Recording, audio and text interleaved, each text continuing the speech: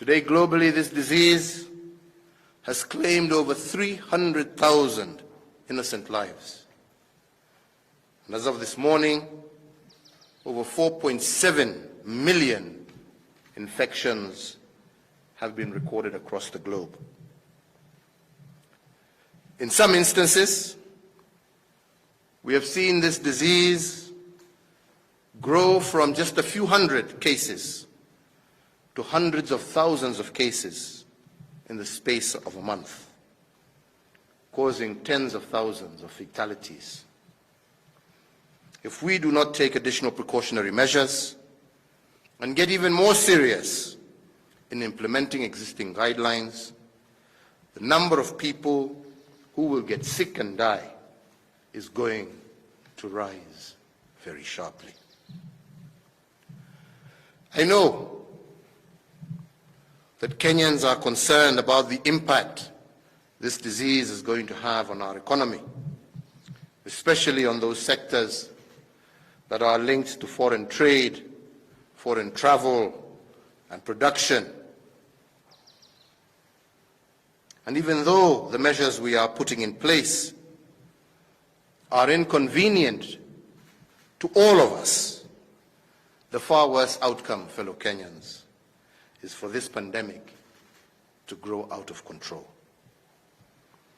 The cities and countries where it has raged out of control have suffered near economic collapse due to the terror and the paralysis that this disease causes. Economies far greater than ours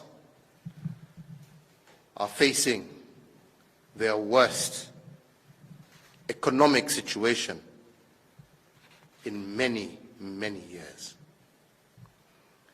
I know that there is growing pressure from amongst our people. There is growing global pressure for easing of measures against this disease and for all of us to get back to normal. Indeed, one of the tasks that I gave our National Emergency Response Committee on Coronavirus was to undertake a close look at reopening our economy even further. However,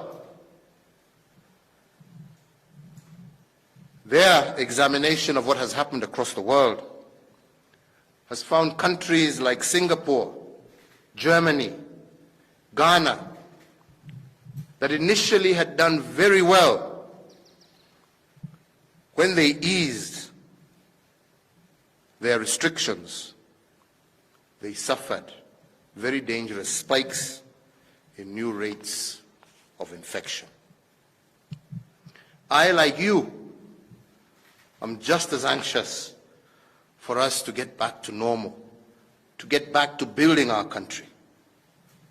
However, I also strongly believe that we will only be able to do this the sooner we sharply suppress the growth of infections in our country.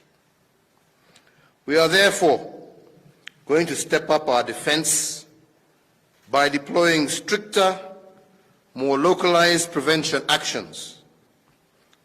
We will also review some of the previous concessions and directives to ensure that they are better complied with.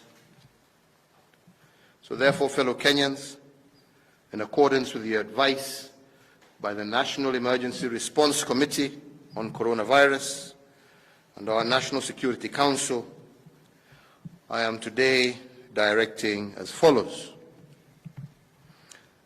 that there will be a cessation of movement of persons and any passenger ferrying automobiles and vehicles into and out of the territory of the Republic of Kenya through the Kenya-Tanzania international border, except for cargo vehicles, with effect from midnight tonight, Saturday the 16th May 2020. There shall also be a cessation of movement of persons and any passenger ferrying automobiles and vehicles into and out of the territory of the Republic of Kenya through the Kenya-Somali international border, except for cargo vehicles, and this also will take effect from midnight today, Saturday the 16th, May 2020.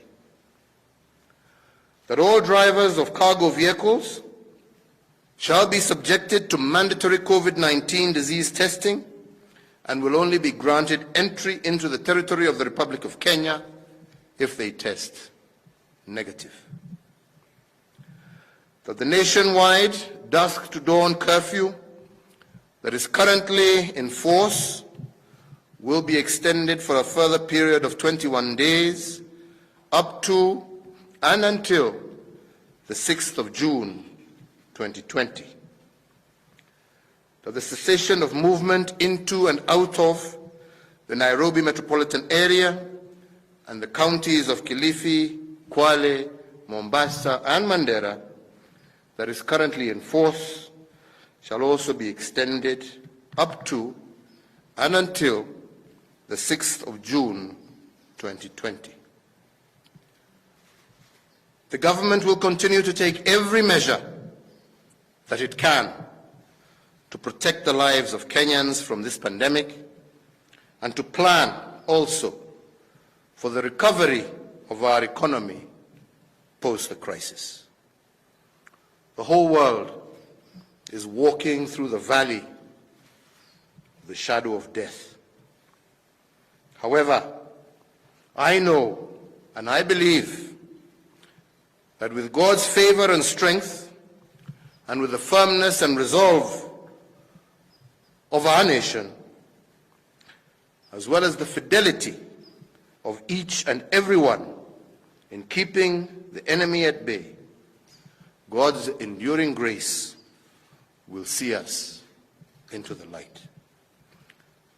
We will emerge knowing that we have a mighty strength in our unity, and our resilience as a people shall see us through this most difficult period.